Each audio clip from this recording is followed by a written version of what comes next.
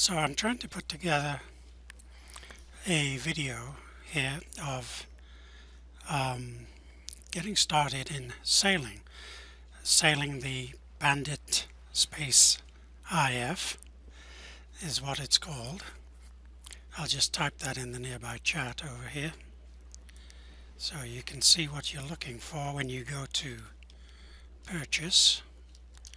So it's Bandit Space IF sailboat, and it should cost you 3,000 Linden dollars. Apparently there are imitations that are lesser and cost less money, but you don't want those. You want the Bandit, and then there's a space and then IF in the name. And so I'm assuming that if you're watching this video, you are a moderately advanced user in the sense that you know you've purchased things before from the Second Life store. You know how to unpack them. You know also how to res objects, and you know possibly how to edit objects and move them around. We may not need that, but these are the sort of level of things you should be familiar with. And if, as I go through this video, if you're not familiar with something, then I'd strongly recommend you go to the Saturday morning. It's 9 a.m. I think in the ashram. The Saturday morning builders class led by Claude, who does a wonderful job explaining from two people of all levels of skill. He explains all the ins and outs and intricacies of people's problems with building and creating things in Second Life. Now I've started out here in front of the Chenric Temple because we're going to fly over to the place where we can res and open packages and objects. So to get to that place, we're going to fly over there.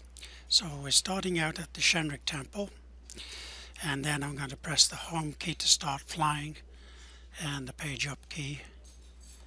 Oh, there's trees in the way. And then the forward arrow key. Flying over the Hall of Heroes. Sorry, Rocky. And over there you see this white island just diagonally across from us here. That's where we're going to go to. So let's fly over there. And we're going to this place because this is a place where we can unpack things and res objects from at the ground level. So let's just come down and move over to the water's edge here. So if you can tell where we are, we just came from the Chenric Temple area over here. We flew over this way, right across from the Hall of Heroes. That's where we're standing right now on this white icy area. See, there's rocks here. There's a jetty or a dock, or I think it's called the marina, over there. And in the far distance, there's a big white glacial mountain. And across the way from us is Gnostic Man and Laura Lila's lovely home. Yeah, okay, so that's where we are. So, if you've purchased the Bandit Space IF, let's have a look what you'll do next. So, you open your inventory in the Second Life web browser. That's me, inventory. And then we're going to look in received items. You may see it initially unexpanded like this. You press this little triangle dealy here and it opens up. And you're looking here for a folder like I have here that says Bandit IF Created 1.3. So that's what you should have purchased. And this folder icon means exactly that. It's a folder that has stuff in it that you want to have a look at. And to open the folder, we'll press this little triangle next to the folder, and we see now I have a whole bunch of bits here because I've been working with this before, so I actually have copies. You'll probably only see one of these. It says Bandit IF created 1.3. So what we're going to do is we're going to res this crate, and I'm going to move back a bit here. It's let's see, it's a big item, and I'm going to place it, I'm going to drag it, which means I'm holding the left mouse button down. At the same time I'm moving the mouse. I don't let go till I'm happy where I'm going to put that thing. So I'm going to try there, and then I let go of the mouse button. See, wasn't I clever to move? Yeah. So it's a big crate. Wow. Well, I guess it's a big boat, right? So what do we do now? Well, we have to open this crate. To open the crate, we right click on it, and it brings up this menu, and then we select open. We click open. And now it says only copy to inventory here. There's a button, that or cancel. Whatever you do, you don't want to add it to your outfit. You don't want to wear the boat. You just want to copy. Well, you have to copy it to your inventory. They don't give you much of a choice. So we'll click only copy to inventory. And then it gives us a number of note cards here. I'm just going to, for the sake of time, I'm going to close those, but you would be wise really to read all that stuff. I know no one ever reads the manual, but it's good, certainly good to read. Now you'll find the boat, well, at least the object that's going to become the boat here. It's in your inventory, and your inventory it'll be under Bandit. So it'll be a folder again. See, these things are folders. And then look for the bees. I'm scrolling through them. Oh boy, it takes forever. I've got such a lot of stuff. Let's move that up. Patience here. And keep scrolling. Somewhere up here is something called Bandit. Bandit IF created 1.3.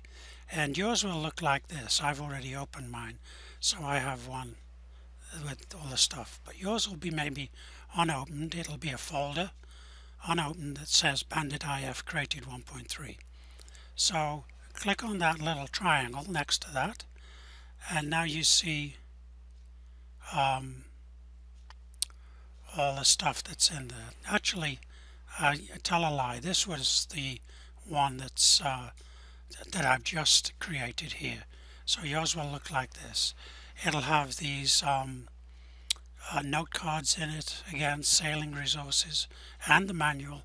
So there's those note cards if you want to look at them later, and then it will have a bunch of other stuff. And what you're looking for is this little orange box that just says Bandit IF. Nothing else to it, just Bandit IF. Now, before we get going, let's just get rid of this box. We won't be popular if we leave this crate here. So I'm going to right click on it, and you can click take if you like. I have a few of these, so I could click delete, but I'll click take, and it's put it back in my received items. That's why I've ended up with all these crates there. I only don't really need all those, but sometimes maybe it's safe just to click take, especially if this is your first unpack of the item. So I'm just going to close this received items directory thingy, and now I'm going to try and find again the Bandit folder. There it is. So here's our Bandit IF. Now we want to we want to take this little boxy thing and let it become a boat by dragging it to an area. And the area we want to drag it to is out here on the water. And again, dragging means you hold the left mouse button down and then you don't let go till it's in the spot you want to do it. So here I'm clicking on that thing, Bandit IF box. I'm holding the left mouse button down. I'm coming over to the water. Now I'm going to let go of the mouse button. And isn't that nice? We've got a boat. So I'm going to close that. So we're all set. And so you'll have to do this every time you have a sailing session, because what you want to do at the end of your sailing session is either take the boat back into your inventory or delete it. If you've got lots of copies that you've taken, then just delete the boat. So you'll have to come back here, res the boat like I just did, and then you're all set. Now what do we do? Well, now we're into phase 2 of these operations. I'm going to just get myself a small nearby chat box here. You'll see why in a minute. Make this chat box a little smaller, and I just clicked let me show you again. That's the normal box, but here if I click these two arrows on top of the conversations, it gets rid of this conversations thing. And now it's just given me the nearby chat box. And I'm going to drag it down here. I've been using actually Firestorm, and it has this little bar built right in the bottom, which is quite handy. The reason we've messed around with this chat box is that the commands to operate the boat are done by typing into this chat box for the nearby chat. So that's all ready. I'm also going to get a little mini map. So I go world mini map. That's just something that seems to help me when we're moving at fast speeds through the ashram. You see, we're at the eastern end of the ashram. We're here on this island, and we're going to be heading more westerly once we get in the boat and start sailing. So how do we do that? Well, let's click on the boat. Sorry, let me go through that again for you. Right click on the boat, brings up this menu, click sit here. Isn't that nice? There we are in the boat. So now when you're starting out like this, it gives you instructions here, right here in the conversation window. It says say main or jib to start sailing.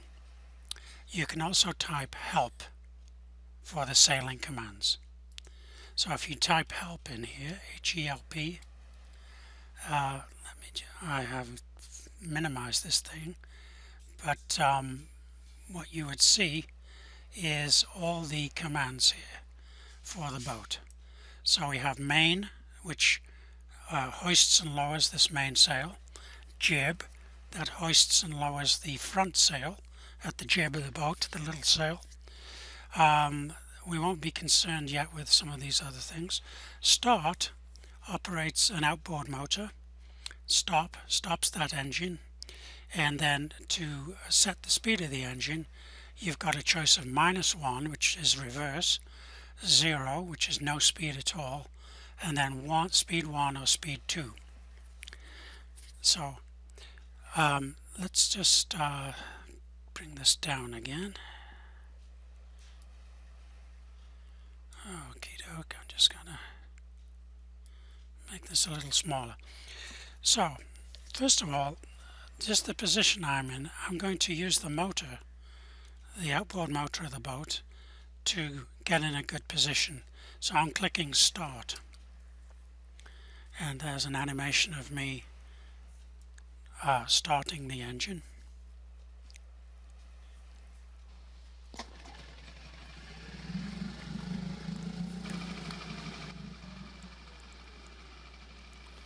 Okay, now I can use the left arrow or the right arrow to move the tiller of the boat. And the front of the boat, oops, let me just touch. Sometimes it helps if you right click and touch the boat to get the thing working. So as you move the tiller to the left, the boat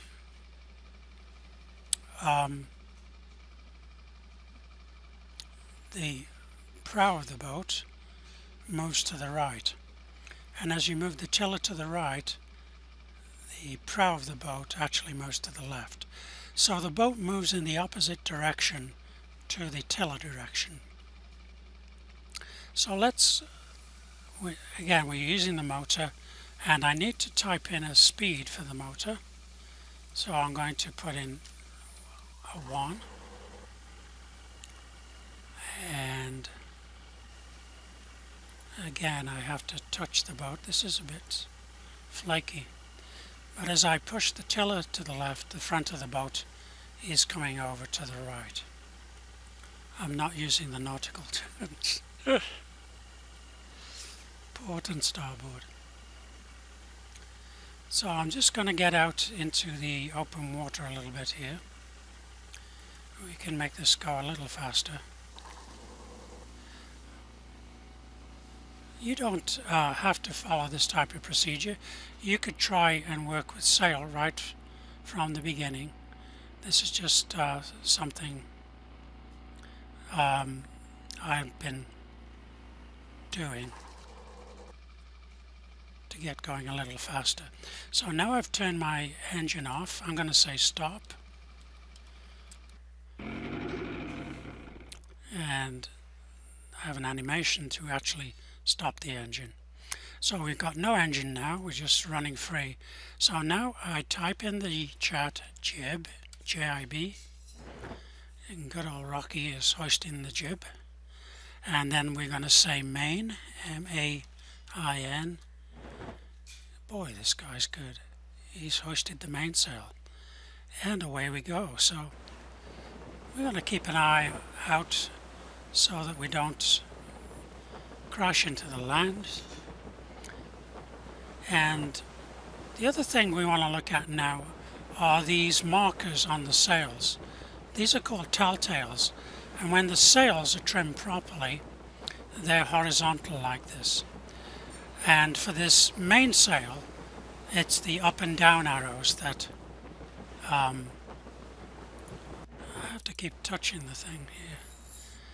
Okay, see, it kind of pulls the sail in or pushes it out, and that's called trimming the sail.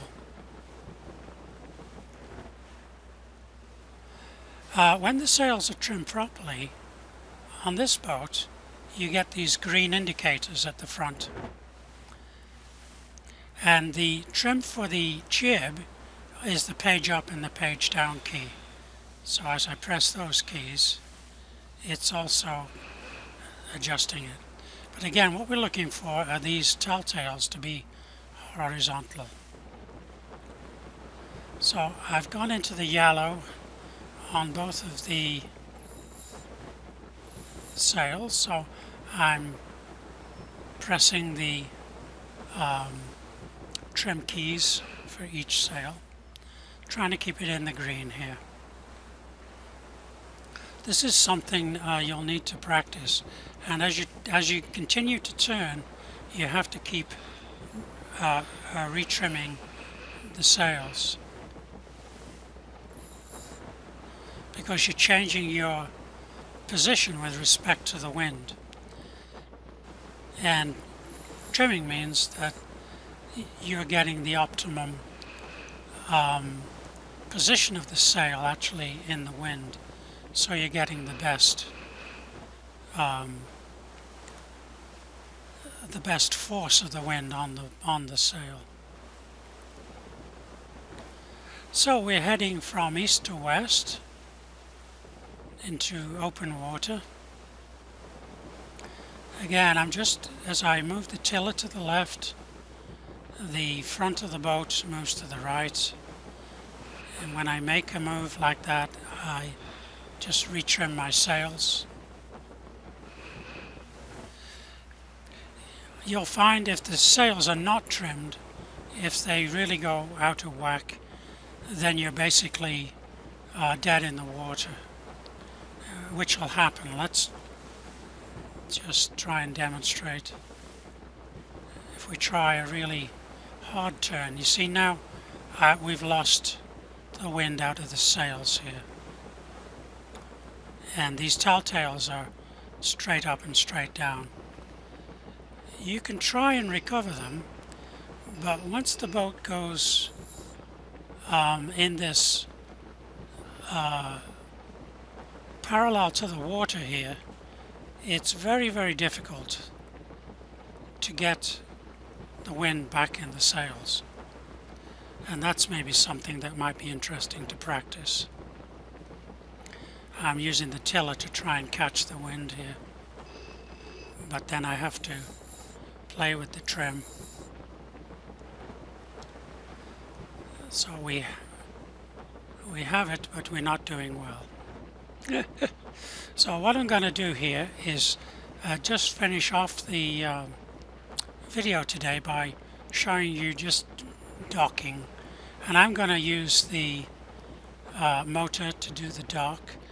Currently I've found that to be the most useful, rather than trying to come in under full sail. It's hard to control the boat close to the dock at full sail. So let's bring down the mainsail. We'll just type in main, and typing in main a second time has Rocky bring down the mainsail. I'll type jib to bring down the front jib sail.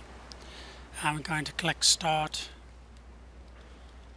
Again, this is just my preference to use the engine.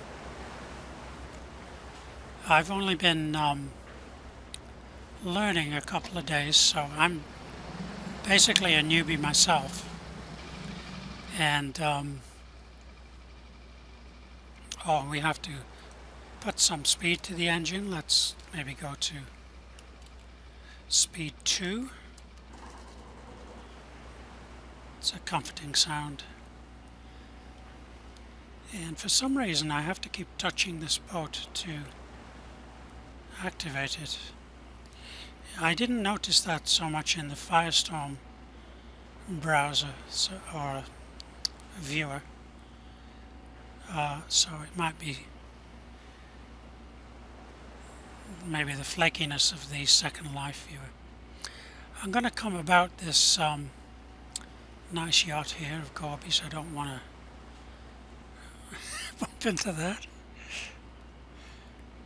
So again, as I push the tiller to the left, the front of the boat moves to the right. Except when we're going backwards, then it's right to right. But we're in forward motion.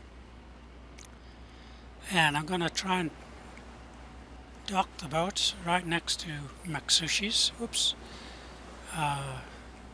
Sometimes I make the mistake of trying to turn the tiller the wrong way.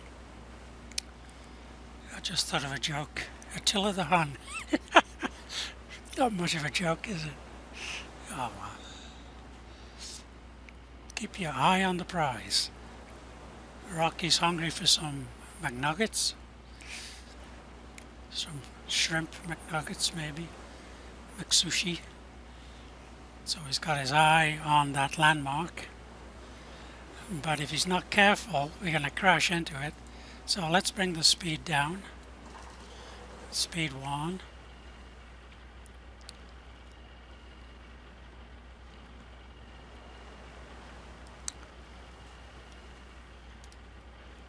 Damn it, Rocky.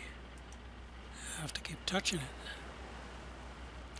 I'm going to switch back to the Firestorm browser after I've made this video for you guys.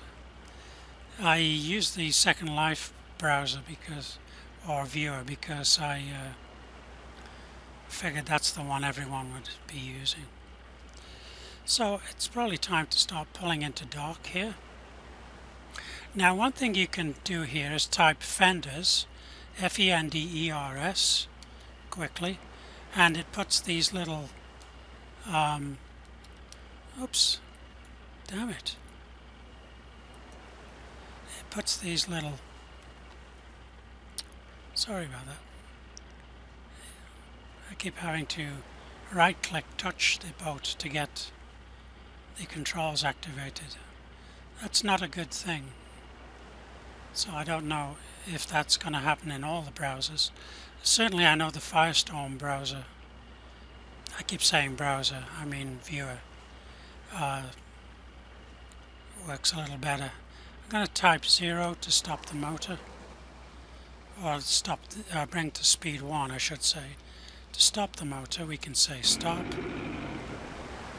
and then if we type in more, MOOR, we are all safe and sound and in dock. So I hope you enjoyed that little jaunt. Again, if any of this that I've mentioned just doesn't make sense, apart from me not making sense, I mean, if it's so way out there to you, I do recommend you go to Claude's Builders class on Saturday mornings at 9 a.m. I think, and he's wonderful. He's more than happy to really explain, and explain very well, all the intricacies of things like resing, of editing, all aspects of Second Life building. Okay, so happy sailing. Thank you.